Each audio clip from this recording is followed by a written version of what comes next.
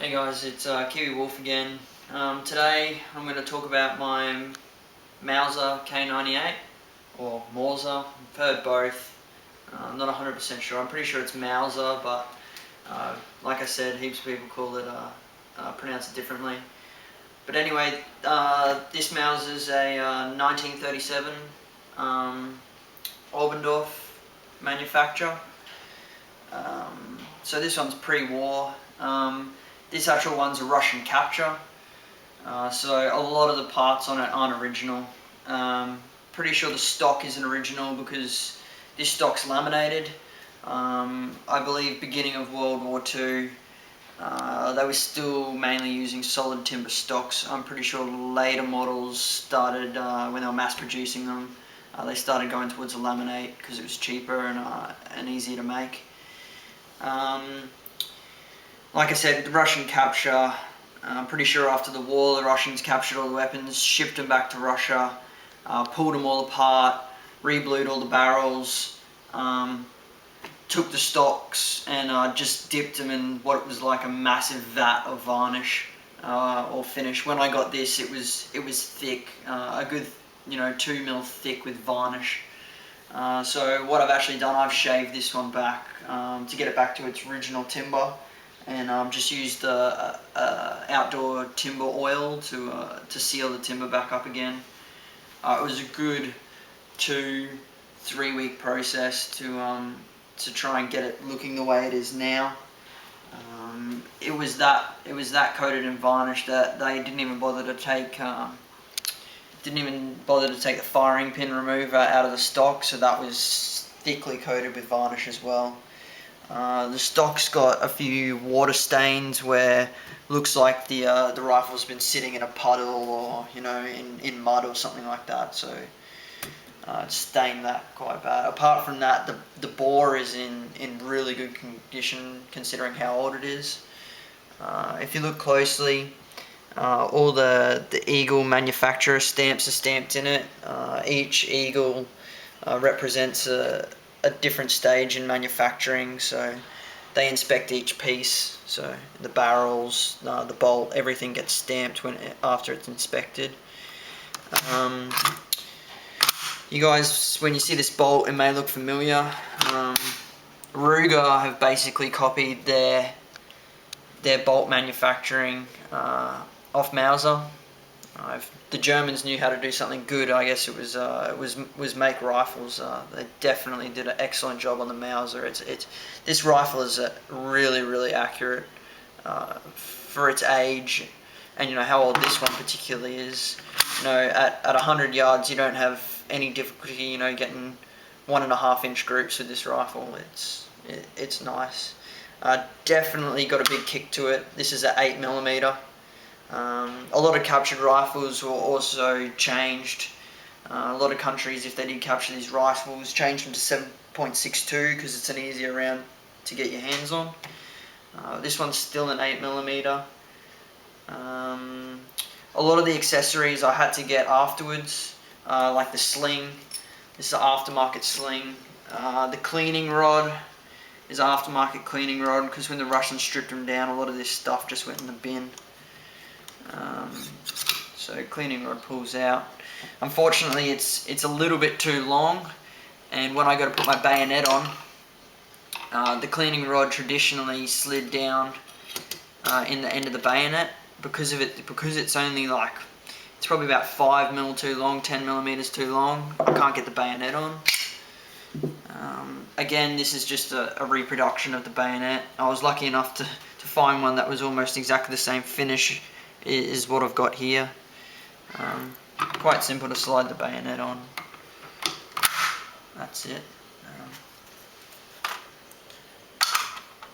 So yeah, there's a K98 with its bayonet attached. Took me a long time to finally find one. I found quite a few bayonets, but they were retailing at like just phenomenal prices. People wanted $500 for a bayonet. Managed to get this reproduction one. I think it cost me about $150, $200, something like that, which is alright. This rifle got imported over from Russia. with a bunch of others. I got one of the nicer of the bunch. There was a lot of ones that were in really bad condition. I was lucky I had my name down to get one put aside, so I was one of the first people to go in and pick one up, which is good. I think I got the second best one there. One guy beat me in and got the better one, but this is still really nice.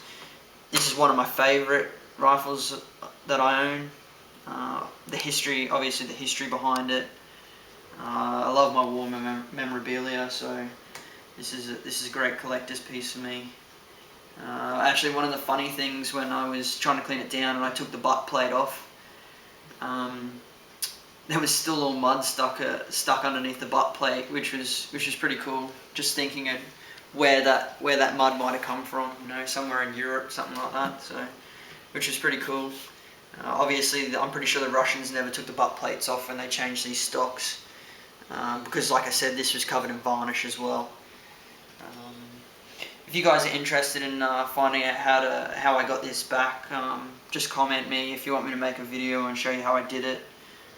It took me quite a while, and I tried different ways to get the varnish out. But yeah, that's a whole nother video if you want me to show you how to do that. A good feature that the Germans included in the Mauser when they created them was it works just like any other bolt-action rifle. You put a round in, fire, pull back, push a bolt, forward, fire. But when you're out of rounds, the bolt won't go forward, because if you look closer, the floor spring actually pops up high enough that it stops the bolt from going forward. So, which is a good way, if you got this rifle shouldered and you're not looking in your breech to see if you got any more rounds left, or you're not keeping count. It was good to know that if you push a bolt forward, it didn't go forward, you knew you were empty. So just quickly pull out another stripper clip with 5 rounds in it, press it in, you're ready to go again. The adjustments on this, on the iron sights, start at 100 yards and go all the way out to 2,000. If you can hit something with iron sights at 2,000 yards, good on you, but I think they went a bit over the top with the adjustments, but it's there for 2,000 yards anyway. Mainly with this at 100 yards, if I set it at 100, this rifle is pretty well zeroed. This doesn't look looks like the sights have been touched since the war, so basically left this at 100, aimed at 100, pulled the trigger, and that's where it landed, so I was lucky enough with that. One of the bad things is the Russians did put engrave the serial numbers on every part, so the bolt housing, bolt handle, the safety at the back here, the floor plate has got the serial number engraved on it. Yeah, it's a great rifle. I love it. It's a good piece of history. I don't use it that regularly. Every once in a while, when a mate wants to have a go at it, I'll take it down the range and give it a go. It's funny watching people fire this rifle for the first time, not expecting the massive kick that it produces, and not having a rubber butt plate on it, and having the steel one. You sometimes come away with bruises if you're not holding it properly, or yeah. But it's got a three-stage safety. That's on fire with it down, so the trigger and the bolt still works. That's the center safety, so the bolt still works, but if you pull the trigger, nothing happens. And then it's got an extra safety over the far right, and nothing works then. Bolt won't open and nothing happens when you pull the trigger. I was lucky with this rifle. It's a nice rifle, and the bluing on it is really good condition. The barrel's a little bit pitted, but not too bad. There's quite a lot of pitting just inside the chamber, but this doesn't affect how well the rifle shoots anyway, so it doesn't really matter. I've had a lot of good comments about this rifle when I showed people how to disassemble it. It looks like not many people knew how to do it, and for me it was just trial and error. I put a video up 2 years ago on how to disassemble this, and I've still got people asking questions about it.